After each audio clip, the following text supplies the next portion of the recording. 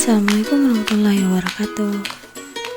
Kali ini kita akan membahas mengenai sejarah Indonesia pada masa pemerintahan Presiden B.J. Habibie. Baharudin Yusuf Habibie adalah Presiden Indonesia ketiga yang menjabat sejak tahun 1998 sampai 1999 dengan menggantikan Soeharto yang mengundurkan diri dari jabatan Presiden pada tanggal 21 Mei 1998. Sebelumnya ia menjabat sebagai Wakil Presiden Indonesia ketujuh. Informasi pribadi mengenai Presiden B.J. Habibie. Ia lahir pada tanggal 25 Juni 1936 di Parepare, meninggal pada tahun 2019 pada bulan September tanggal 11 di usia 83 tahun dan dimakamkan di Taman Makam Pahlawan Nasional Utama Kalibata. B.J. Habibie adalah Presiden Indonesia ketiga yang menjabat sejak tahun 1998 sampai 1999 dan menggantikan Soeharto yang mengundurkan diri dari jabatan Presiden pada tanggal 21 Mei 1998. Sebelumnya ia menjabat sebagai Wakil Presiden Indonesia ketujuh. Sebelum memasuki dunia politik, Habibie dikenal luas sebagai seorang profesor dan ilmuwan dalam teknologi aviasi internasional dan satu-satunya Presiden Indonesia hingga saat ini yang berlatar belakang teknokrat.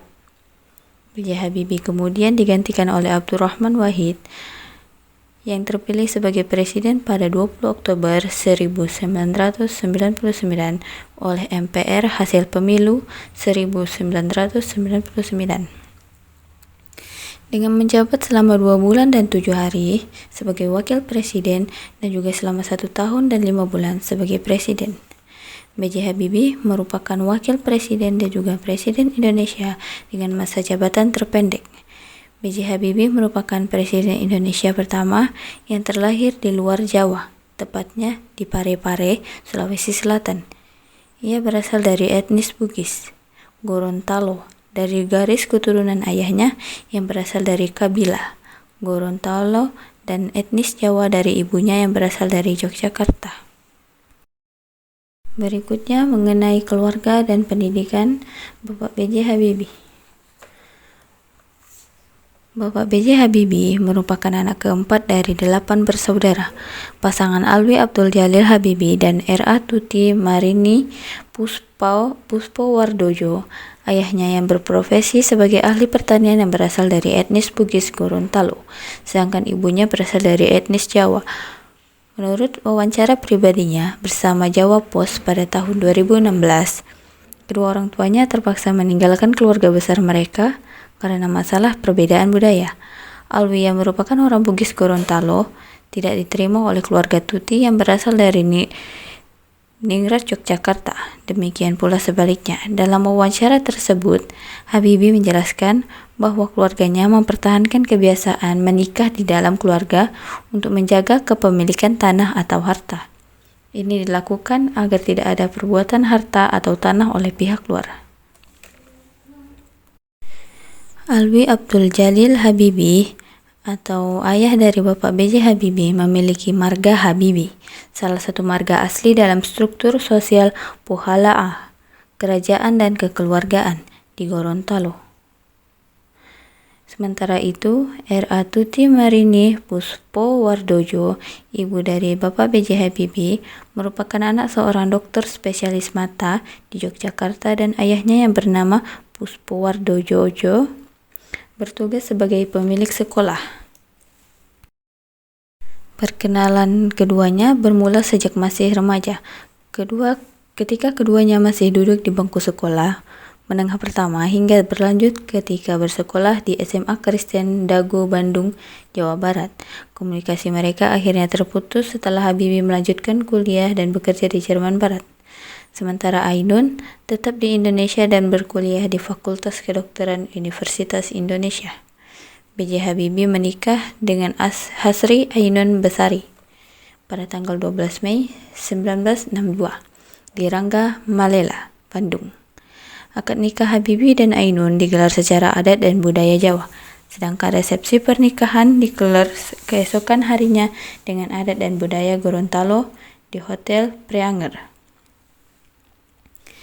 Ketika menikah dengan Habibie, Ainun dihadapkan dengan dua pilihan, memilih untuk tetap bekerja di rumah sakit anak-anak di Hamburg atau berperan serta berkarya di belakang layar sebagai istri dan ibu rumah tangga. Dari pernikahan keduanya, Habibie dan Ainun dikaruniai dua orang putra, yaitu Ilham Akbar Habibie dan Tareq Kemal Habibie. Habibie belajar tentang keilmuan teknik mesin di Fakultas Teknik Universitas Indonesia Bandung, sekarang Institut Teknologi Bandung, pada tahun 1954. Pada tahun 1955 sampai 1965, Habibie melanjutkan studi teknik penerbangan, spesialisasi konstruksi pesawat terbang di RWTH Aachen, Jerman Barat. Menerima gelar diploma insinyur pada tahun 1960 dan gelar doktor insinyur pada tahun 1965 dengan predikat summa cum laude. Berikutnya mengenai riwayat karir Bapak B.J. Habibie. Di dalam layar terdapat beberapa karir yang telah dilalui Bapak B.J. Habibie. Salah satunya adalah sebagai sekretaris PPI Aachen, ketua umum PPI Aachen, dan sebagainya. Mengenai riwayat karir pemerintahan Bapak B.J. Habibie. Menteri Negara Riset dan Teknologi Kabinet Pembangunan 3 pada tahun 1978 sampai 1983. Menteri Negara Riset dan Teknologi Kabinet Pembangunan 4 1987 sampai 1988. Menteri Negara Riset dan Teknologi Kabinet Pembangunan 5 1988 sampai 1993. Menteri Negara Riset dan Teknologi Kabinet Pembangunan 6 1993 sampai 1998. Ketua Tim Keputusan Presiden, Wakil Presiden Republik Indonesia pada tahun 1998, Presiden Republik Indonesia pada tahun 1998 sampai 1999. Masa kepresiden Bapak B.J. Habibie. Bapak Habibie mewarisi kondisi keadaan negara kacau balau secara pengunduran diri Soeharto pada masa Orde Baru, sehingga menimbulkan maraknya kerusuhan dan disintegrasi hampir seluruh wilayah Indonesia. Segera setelah memperoleh kekuasaan, Presiden Habibie segera membentuk sebuah kabinet. Salah satu tugas pentingnya adalah kembali mendapatkan dukungan dari Dana Moneter Indonesia dan komunitas negara-negara donor untuk program pemulihan ekonomi. Dia juga membebaskan para tahanan politik dan mengurangi kontrol pada kebebasan berpendapat dan kegiatan organisasi. Pada era pemerintahannya yang singkat, ia berhasil memberikan landasan kokoh bagi Indonesia. Pada eranya, dilahirkan Undang-Undang Anti Monopoli atau Undang-Undang Persaingan Sehat, perubahan Undang-Undang Partai Politik, dan yang paling penting adalah Undang-Undang Otonomi Daerah. Melalui penerapan Undang-Undang Otonomi Daerah inilah gejolak disintegrasi yang diwarisi sejak Orde Baru berhasil diredam dan akhirnya dituntaskan pada era Presiden Susilo Bambang Yudhoyono. Tanpa adanya Undang-Undang Otonomi Daerah, bisa dipastikan Indonesia akan mengalami nasib sama seperti Uni Soviet dan Yugoslavia. Pengangkatan B.J. Habibie sebagai presiden menimbulkan berbagai macam kontroversi bagi masyarakat Indonesia. Pihak yang pro menganggap pengangkatan Habibie sudah konstitusional. Hal itu sesuai dengan ketentuan pasal 8 Undang-Undang Dasar 1945 yang menyebutkan bahwa bila presiden mangkat, berhenti, atau tidak dapat melakukan kewajibannya dalam masa jabatannya, ia diganti oleh wakil presiden sampai habis waktunya. Sedangkan pihak yang kontra menganggap bahwa pengangkatan B.J. Habibie dianggap tidak konstitusional. Hal ini bertentangan dengan ketentuan pasal 9 Undang-Undang 1945 yang menyebutkan bahwa sebelum presiden memangku jabatan, maka Presiden harus mengucapkan sumpah atau janji di depan MPR atau DPR. Mengenai kebijakan politik pada masa pemerintahan Bapak B.J. Habibie. Berikut merupakan langkah-langkah yang dilakukan Bapak B.J. Habibie di bidang politik. Antaranya, memberi kebebasan pada rakyat untuk menyalurkan aspirasinya sehingga banyak bermunculan partai-partai politik baru, yakni sebagai 48 partai politik. Membebaskan narapidana politik, seperti Sri Bintang Pamungkas, mantan anggota DPR yang masuk penjara karena mengkritik Presiden Soeharto, dan Mochtar Pakpahan, pemimpin buruh yang dijatuhi hukuman karena dituduh memicu kerusuhan di Medan tahun 1994. Mencabut larangan berdirinya serikat-serikat buruh independen, membentuk 3 undang-undang yang demokratis, yaitu Undang-Undang Nomor 2 Tahun 1999 tentang Partai Politik, Undang-Undang Nomor 3 Tahun 1999 tentang Pemilu, Undang-Undang Nomor 4 Tahun 1999 tentang susunan kedudukan MPR atau DPR, menetapkan 12 ketetapan MPR dan ada 4 ketetapan yang mencerminkan jawaban dari tuntunan reformasi. Selanjutnya mengenai kebijakan ekonomi. Di bidang ekonomi, Bapak B.J. Habibie berhasil memotong nilai tukar rupiah terhadap dolar masih berkisar antara 10.000 sampai 15.000. Namun, pada akhir pemerintahannya, terutama setelah pertanggungjawabannya ditolak MPR, nilai tukar rupiah meroket naik pada level 6.500 per dolar Amerika Serikat, nilai yang tidak akan pernah dicapai lagi pada era pemerintahan selanjutnya. Selain itu, ia juga memulai penerapan independensi Bank Indonesia agar lebih fokus mengurus perekonomian. Untuk menyelesaikan krisis moneter dan perbaikan ekonomi Indonesia, B.J. Habibie melakukan langkah-langkah sebagai berikut. Pertama, melakukan restrukturisasi dan rekapitulasi perbankan melalui pembentukan BPPN dan unit pengelola aset negara. Yang kedua, melikuidasi beberapa bank yang bermasalah. Yang ketiga, menaikkan nilai tukar rupiah terhadap dolar hingga di bawah 10.000 rupiah. Yang keempat, membentuk lembaga pemantau dan penyelesaian masalah utang luar negeri. Yang kelima, mengimplementasikan reformasi ekonomi yang disyaratkan IMF. Mengesahkan Undang-Undang Nomor 5 Tahun 1999 tentang larangan praktik monopoli dan persaingan yang tidak sehat. Selanjutnya, mengesahkan Undang-Undang Nomor 8 Tahun 1999 tentang perlindungan konsumen. Pada akhir jabatan dan pasca kepresidenannya, menurut pihak oposisi, salah satu kesalahan terbesar yang ia lakukan saat menjabat sebagai presiden ialah memperbolehkan diadakannya referendum Provinsi Timur Timur, sekarang menjadi Timor Leste.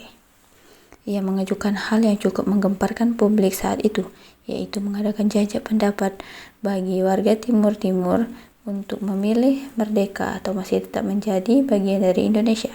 Pada masa presidenannya, Provinsi Timur Timur memperoleh kemerdekaan dari Indonesia dan memilih menjadi negara terpisah yang berdaulat bernama Timor Leste pada Agustus 1999.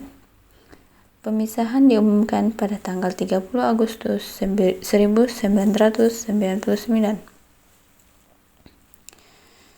Pasca kepresidenannya, setelah ia tidak menjabat lagi sebagai presiden, Habibie sempat tinggal dan menetap di Jerman.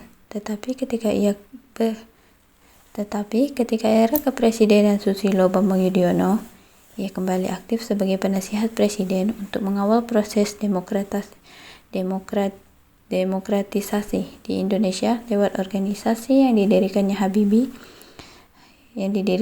Habibie Center, dan akhirnya menetap dan berdomisili di Indonesia. Kontribusi besar Habibie bagi bangsa ini pun tetap tercurahkan ketika masa kepemimpinan Presiden Joko Widodo. Habibie aktif memberikan masukan dan gagasan pembangunan bagi pengembangan sumber daya manusia di Indonesia.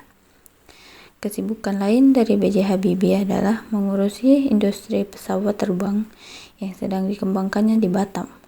Habibie menjadi sebagai komisaris utama dari PT Regio Aviasi Indonesia Industri, sebuah perusahaan perancang pesawat terbang R80, dan kemudian menyerahkan pucuk pimpinan perusahaan tersebut kepada anaknya, Ilham Habibie. Setelah kematiannya, Habibie meninggal dunia di RSPAD Gatot Subroto pada tanggal 19 September 2019 pukul 18.05 waktu Indonesia bagian Barat karena gagal jantung. Sebelumnya, Habibie telah menjalani perawatan intensif sejak 1 September 2019. Sehari sebelum dimakamkan, jenazah B.J. Habibie dibawa dari RSPAD menuju ke kediaman Habibie Ainun di Jalan Patra Kuningan, Blok L 15-7, Blok LI 5-7 nomor 5. Kawasan Patra Kuningan untuk disemayamkan. Ia kemudian dimakamkan di samping istrinya yaitu Hasri Ainun Besari di Taman Makam Pahlawan Kalibata Slot 120 pada tanggal 12 September 2019 pukul 14.00. Upacara di pemakaman dihadiri oleh Presiden Republik Indonesia Joko Widodo sebagai inspektur upacara. Perdana Menteri Malaysia Mahathir Mohamad mengucapkan belasungkawa setelah Habibie meninggal dunia. Dalam akun Twitternya, dia mengucapkan pernyataan duka cita kepada rakyat Indonesia atas kepergian Habibie. Habibie menjabat pada periode 1998 sampai 1999 atau di periode pertama jabatan Mahathir. Kepada awak media selesai menghadiri acara makan malam dalam perayaan 35 tahun Universitas Binari seperti dikutip The Star. Mahathir mengaku sangat sedih.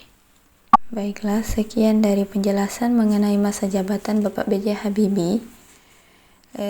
Terima kasih telah mendengarkannya dan terima kasih telah menontonnya. Wassalamualaikum warahmatullahi wabarakatuh.